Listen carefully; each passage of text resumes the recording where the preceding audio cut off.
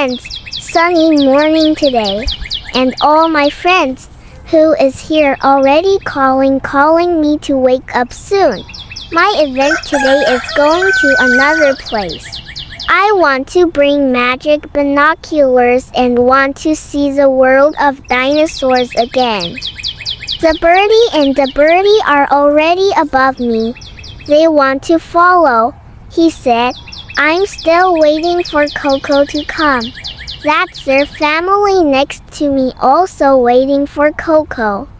Now it's time to get ready to go, friends.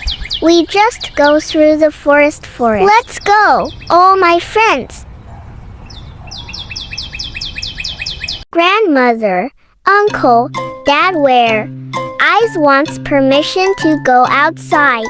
Again with animal friends, huh? Okay, honey. Eyes, take Be care. careful. Eyes. Friends, I've been walking and already in the middle of the forest. I was accompanied by my best friend's bird.